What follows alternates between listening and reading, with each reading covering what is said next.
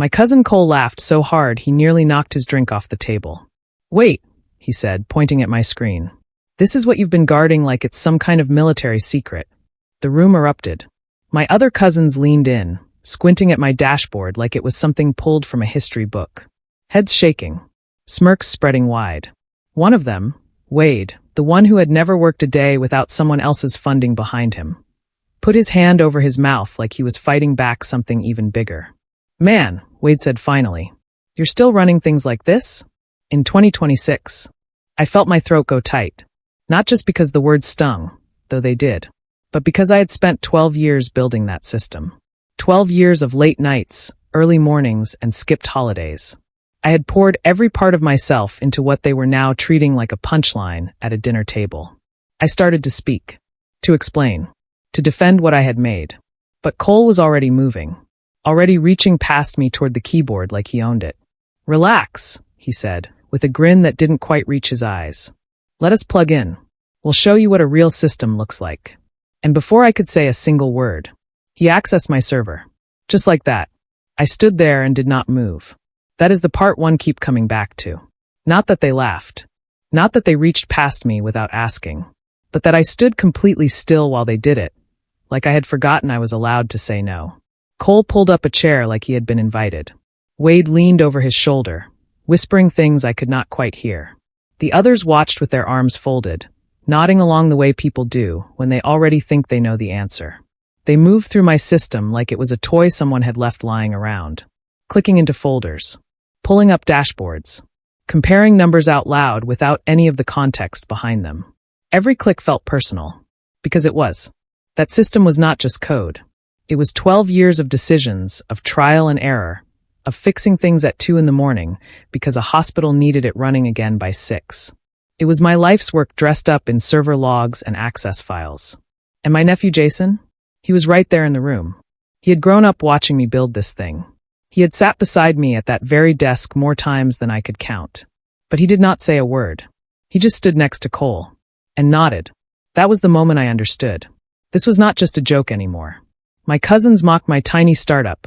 Then I revoked their access to the server. That is the sentence I would have struggled to say out loud just 6 months ago. Not because it sounds dramatic, but because the people in that story are my blood.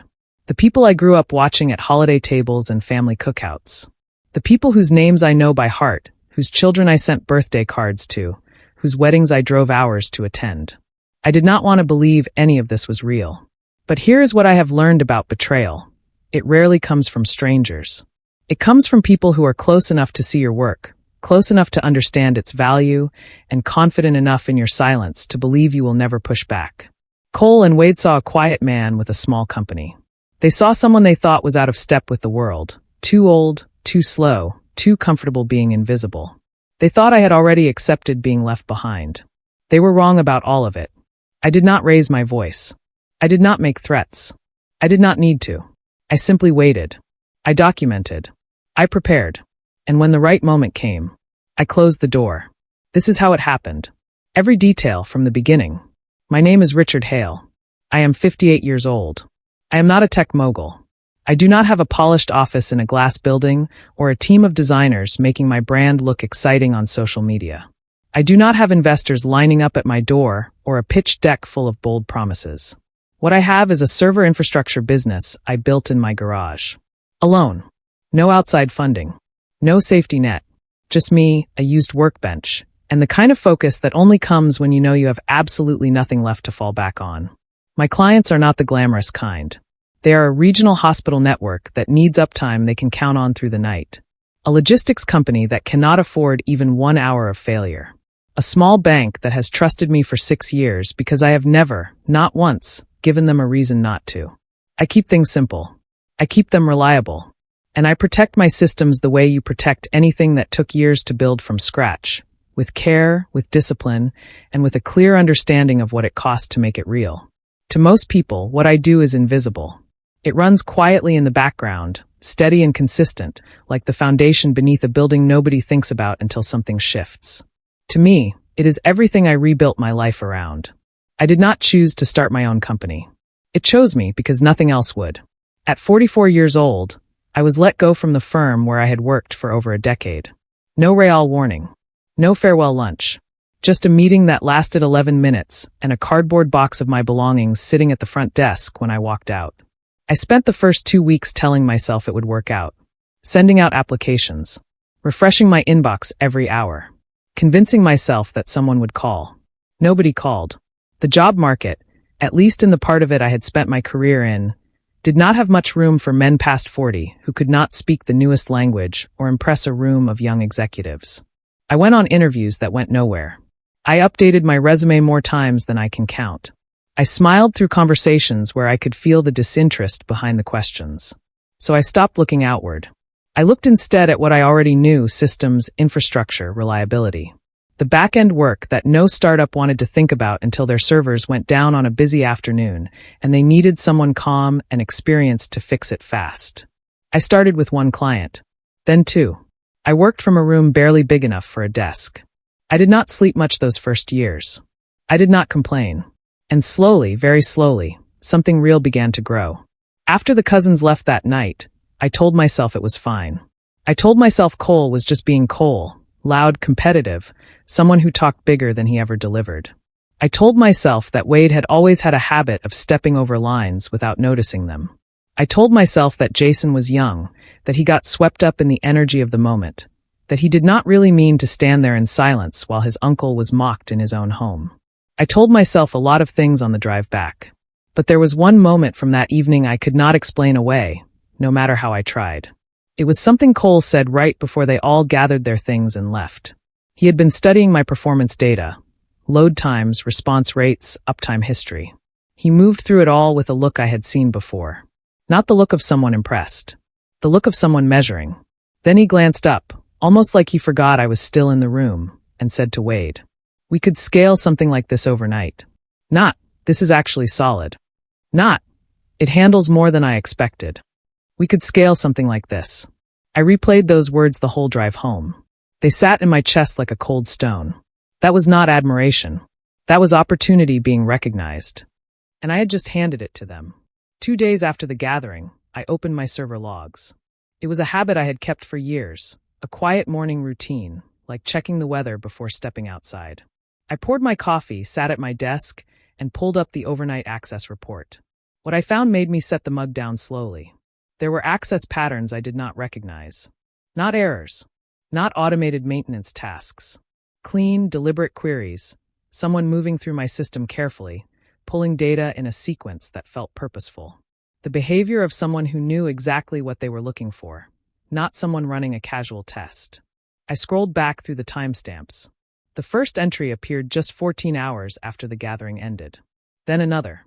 Then 3 more. The queries were targeting the same folders every time: performance benchmarks, load distribution records, uptime history going back years. The kind of detailed infrastructure data that takes a long time to build and would be extremely useful to anyone designing a competing system from scratch. Each time I traced the access point back to its source, the same user account appeared in the log. Not a glitch. Not a system error. One name. Jason. My nephew. The one I had taught. The one who had stood in that room and said nothing while Cole scrolled through my system like it was his. I stared at the screen for a long time without moving. I picked up my phone and called him. He answered on the second ring, which told me he was not expecting anything serious. His voice was easy and relaxed, the same tone he used when he called to share news about a project, or to ask if I wanted to grab lunch sometime. "Uncle Rich," he said. "What's up?" I told him I had been reviewing my server logs. I told him I had noticed some unusual access over the past 2 days. I told him the activity was tied to his account, and I wanted to understand what was going on. A short pause. Then he laughed. Not a nervous laugh. A dismissive one. "Relax," he said. "We were just running a few tests. Trying some things out. Cole thought it would be useful to benchmark a few metrics. Nothing major. We're actually helping you figure out where your system could be stronger." Helping me. Without asking. Without a single message or phone call beforehand. Without my knowledge or my permission. He said the word helping like it was obvious. Like my consent was a small, unnecessary detail he had simply forgotten to collect. Like checking in with me first was not something that needed to happen. I told him I understood. I thanked him for explaining. I hung up and sat very still at my desk. Something was wrong. I could feel it with full clarity now. I did not stop at the surface. After that call, I went back through every log with more focus than I had used the first time. I was not looking for mistakes now. I was looking for patterns, and I found them faster than I expected. The access was not random. It was methodical. Whoever was moving through my system had done it in a specific order, working through the same categories night after night. Performance benchmarks, load tolerance levels, response rate history under high traffic, redundancy configurations. These were not the things you pull when you are helping someone improve their setup. These were the things you study when you are trying to build something identical. I pulled up an analysis tool and ran a comparison. I mapped the access patterns against my own system's architecture. The parts one had designed myself, the logic behind how my load distribution worked, the custom configurations I had built specifically for high-pressure environments like hospitals and banks. The overlap was not a coincidence. They were not testing my system. They were mirroring it. Layer by layer, folder by folder, they had been pulling everything they needed to recreate what I had spent over a decade building. Using my own access credentials on my own infrastructure, without my permission. I sat back in my chair. They thought I would never figure it out. I closed the laptop and looked at the wall for a while. I am not someone who reacts quickly. Decades of working alone teaches you to pause before you speak, to think before you act. That patience had saved me more than once in 15 years of running my own business. But sitting there in the quiet of my home office, with the screen full of evidence, I felt something I had not quite expected. Not anger. Not first. Hurt. Because this was not only about stolen data or copied architecture. I had taught Jason how systems actually worked. I had sat beside him while he was still in school, walking him through infrastructure logic, explaining how to read error logs, showing him why reliability under pressure matters more than speed in certain environments. He had helped me build parts of my system. Not the whole thing, but enough to know its value. And Cole and Wade, they had grown up around me. We had eaten at the same holiday tables. We had argued about football and laughed about things only family remembers. They knew what I had gone through when I lost my job. They knew what it took to start from an empty garage. They looked at all of that, at 12 years of my life, and saw raw material. Not a person. Not a cousin. Just something useful. That was what sat heaviest. Not the theft. The dismissal. I found out about the pitch meeting by accident. A week after my call with Jason, I ran into Phil at the hardware supply store we both used. Phil and I had known each other for years. He worked in logistics and had sent 2 of my biggest clients my way over time. He paid attention to what was moving in the local business world without making a show of it. He stopped me near the back of the store and asked if I had heard about Cole's new venture. I told him I hadn't. Phil pulled out his phone and showed me a social media post. Cole had announced a pitch meeting with a regional investment group for the following Thursday. The tagline read, "Revolutionary backend architecture built for the next generation of enterprise scaling." I read it twice. Revolutionary backend architecture. Those were not random words. That was the exact phrase I used in my own client documentation to describe the load distribution model I had designed. The same language. The same framing. I had been using it in my service proposals for 3 years. I asked Phil if he had any other details. He shrugged. Just what's posted online. Sounds like it's moving quickly. They've already got a demo lined up. I thanked him and kept my voice steady. Inside, my stomach had turned completely cold. I reached out to another contact that evening. A man named Stan who moved in the same investment circles Cole was now approaching. Stan owed me a small favor from 2 years back when I had helped him through a server problem on a Friday night at the end of a long week. He had not forgotten it. I asked him carefully, without explaining why, if he could get me access to the pitch materials Cole's team had put together. 2 days later, an email arrived with no subject line, just an attached file. I opened it. The deck was 41 slides. Clean, modern design. Bold fonts. The kind of presentation that looked expensive and certain from the very first page. I moved through it quickly until I reached slide 6. And there it was. My architecture. Not inspired by it. Not similar to it. My architecture. The exact load distribution model, the specific configuration logic, the redundancy design I had built piece by piece over years of serving clients who could not afford failure. The language had been polished. The branding was new and shiny. But underneath all of that, the structure was mine. The benchmarks they were presenting as proof of their original concept had been pulled directly from my servers. Cole had claimed it as their own work. I printed the deck, set it face down on my desk, and made a decision. What made it harder was Jason. Not Cole. Not Wade. Jason. Cole had always been the type to push past limits. That was simply who he was: loud, ambitious, willing to stretch the truth when it served him. I had known that since we were young. I kept a certain distance because of it, and I had accepted it as part of his character long ago. But Jason was different. Jason had called me on my birthday 3 years running, not to ask for anything, just to talk, to catch up, to ask my opinion on problems he was working through. He had sat in my garage workshop on a quiet Sunday afternoon and asked me to explain redundancy protocols from scratch, and I had done it gladly. Glad that someone in my family cared about what I actually built. I had mentored him without expecting anything in return, because that is what you do for family. And now he had taken everything I taught him and used it to help build a pitch that wrote me out completely. Slide after slide of my work. My logic. My years. Not a single mention of my name. No thank you. No acknowledgement. Not even the basic respect of a warning that this was coming. I sat with that for a long time before I allowed myself to move forward. Some hurts need space before they can become fuel. I almost called Cole that night. I had his number on my screen. I had typed the first sentence and deleted it 4 times. Part of me wanted to let him know exactly what I had found. The logs, the mirrored data, the stolen architecture sitting inside his polished 41-slide deck. I wanted him to know that I knew. But I stopped myself. And the reason was simple.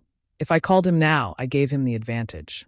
He would have time to adjust his story, to delete things, rewrite the narrative, make it look like a misunderstanding before anyone else had seen the full picture. He would smooth it over and keep walking toward that investor meeting on cleaner ground than before. I thought about the way they had laughed in my house. The way Cole had said tiny, like it was the most obvious word in the room. The way Jason had stood there nodding while his uncle was mocked by people he had known his whole life. They thought I was too old for this. Too quiet. Too small to matter. Good. That was exactly what I needed them to keep believing. I set the phone down, closed the file, opened a blank document. It was time to start working, but not the kind of work they would see coming. I spent the next 2 weeks putting together the most thorough document I had ever built, and documentation had been a core part of my career for 20 years. Every server access log from the night of the gathering forward. Every timestamp. Every query. Every folder opened, every file pulled. I arranged it all in order, from the first unusual entry all the way through to the most recent activity, with clear notes explaining what each access point meant in plain language. I also documented the architecture itself. My original design files. The dates they were first created. Client contracts that reference specific system components by name, proving those components existed and were actively in use long before Cole ever scheduled his first pitch meeting. I did not do this alone. I had an old colleague named Frank who had spent the past 10 years working in compliance for a mid-sized technology firm. He understood regulations the way I understood server infrastructure. Quietly, completely, without needing to make noise about it. I called him, explained the situation honestly, and asked if he would look over what I had gathered and tell me where I stood. Frank came over on a Thursday evening. He sat at my kitchen table, went through every document carefully, and looked up when he finished. "Richard," he said, "this is airtight." He helped me organize the evidence into a format that would hold up under scrutiny. No emotion in any of it. Just facts, arranged clearly and completely. I did not cut off their access. Not yet. Not completely. Most people, finding out someone is quietly stealing from them, would shut everything down immediately. But shutting the door too early would have told them I knew. And if they knew I knew, the whole situation would shift. They would change their approach, claim it was all a misunderstanding, and use the warning time to clean up their tracks before anyone else could see them. Instead, I did something more precise. I went into the permission settings and adjusted what they could reach, quietly, with no visible alert on their end. I left them access to the parts of my system that looked useful, but were only surface level. General performance summaries, basic uptime charts, broad response rate data. The kind of information that sounds impressive in a slide deck, but tells you nothing you could actually build a functioning system from. The deep infrastructure, the real configuration logic, the proprietary load balancing model, the client-specific parameters that gave the whole thing its actual value. I moved all of that behind a new access layer they had no idea existed. From their side, nothing appeared to have changed. They were still pulling data, still building their confidence week by week. From my side, I was controlling precisely what they could see. They thought they were feeding on my system. I was feeding them exactly what I chose to give them. The weeks that followed were almost strange to watch from the outside. Cole's posts online grew louder. The pitch meeting had apparently gone well enough that a second one was arranged. This time with a larger group of investors, people with significantly more capital and higher expectations. He talked about it publicly like the outcome was already settled, like the money was practically in his account. Wade was posting too. Big things coming. Can't say too much yet, but watch this space. The kind of language that says nothing specific, but is designed to make it look like something unstoppable is already in motion. Jason even sent me a casual message during this stretch. Just a normal check-in, the way he might send any other time. I replied the way I always did. Short, warm, completely normal. I did not want anything to feel different from their end. What I was watching in real time was their confidence turning into overconfidence. Every new meeting, every excited update, every public promise they made was another step further out onto a platform they had built entirely on top of my work. They were not just using my architecture anymore. They were betting their credibility on it, selling it to people with real money and real expectations behind them. And the higher they climbed, the more completely they depended on infrastructure that still, quietly, legally, completely, belonged to me. Jason texted me on a Tuesday morning. No greeting. Just, you should tune into the live stream Thursday. Big day for us. For us. I read that twice. Then I set the phone face down on the desk and thought about those two words for a long moment. For us. As though I was somehow part of what they had built. As though my 12 years of work, my sleepless nights, my carefully built systems were naturally included in whatever us meant to him now. Not because he had asked. Not because he had offered me anything or even acknowledged my role. Just because the foundation he was standing on happened to be mine. I picked the phone back up and typed 3 words. I'll be watching. That was all. I did not need to ask for details. I had spent the previous week tracing every connection point between their demonstration system and my infrastructure. I knew exactly which validation checks in their live demo depended on pulling real-time data from my servers. I knew the specific sequence in which that data request would be triggered. It was not a guess. It was documented. The demo was scheduled for 2 o'clock Thursday afternoon. I wrote the time on a notepad in pen and drew a circle around it. Then I opened my access control panel and started making the final preparations. Wednesday evening, I went through everything one last time. I have always been the kind of person who checks his work before submitting it. That habit was built into me over 20 years of working in systems where one missed setting can bring an entire network down without warning.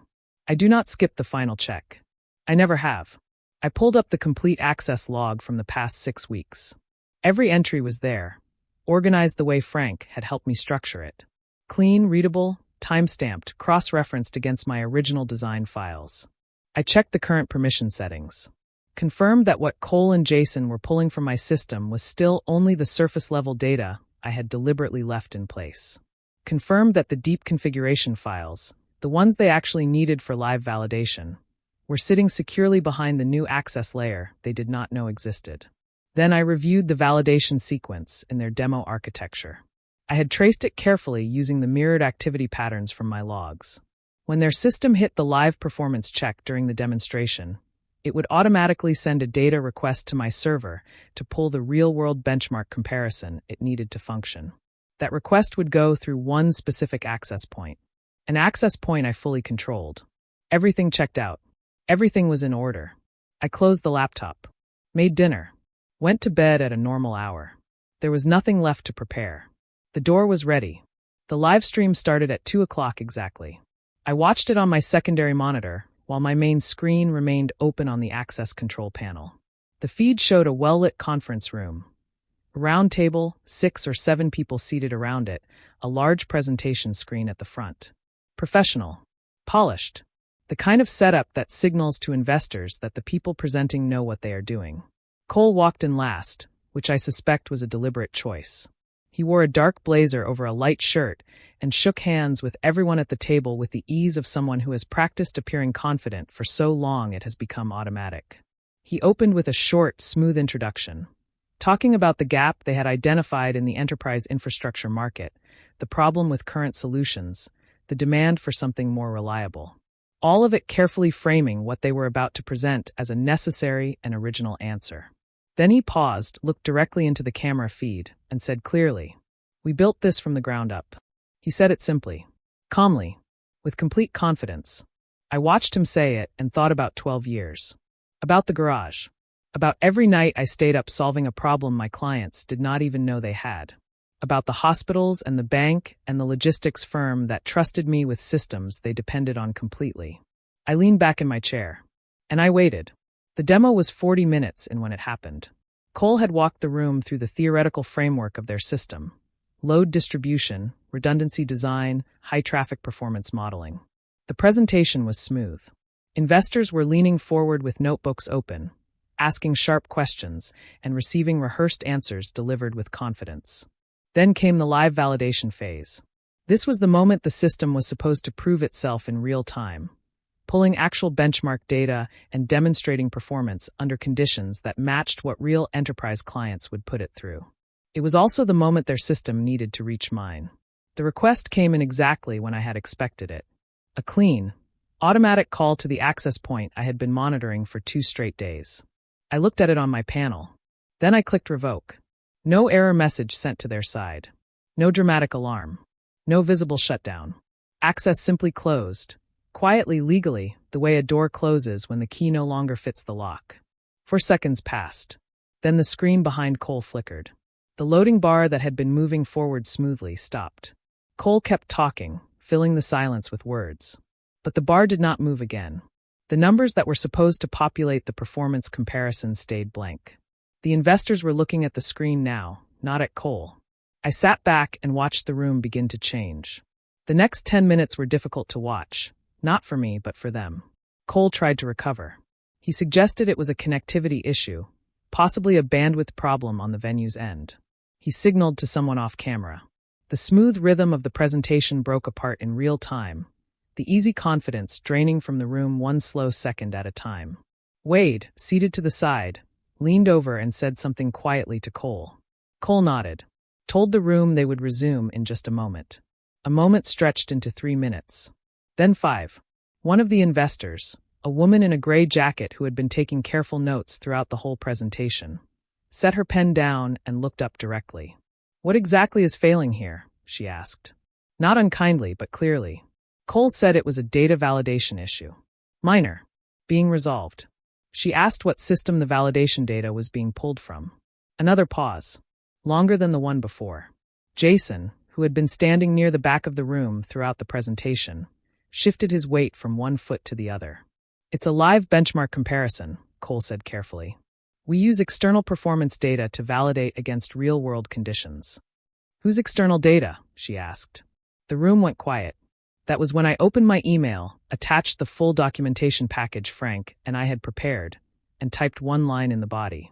"I believe I can answer that question." I sent the email to 3 addresses: the lead investor, the meeting facilitator listed on the event page, and the main address for the firm hosting the pitch. Then I sat back and waited. What happened inside that room in the minutes that followed, I did not see directly. I learned about it afterward through Stan, who had a contact present, and through the formal meeting notes that were shared with me later as part of the follow-up process. The lead investor received my email on her phone within 2 minutes of my sending it. She stepped briefly to the side of the room, read through the first section of the documentation, the access logs with timestamps, my original design files with their creation dates, and Frank's compliance summary, and returned to the table. She set her phone face up next to her notepad. Then she asked Cole one question. "Can you show us any original code or design files that predate your contact with Richard Hale's infrastructure?" Silence. Not the comfortable pause of someone thinking carefully.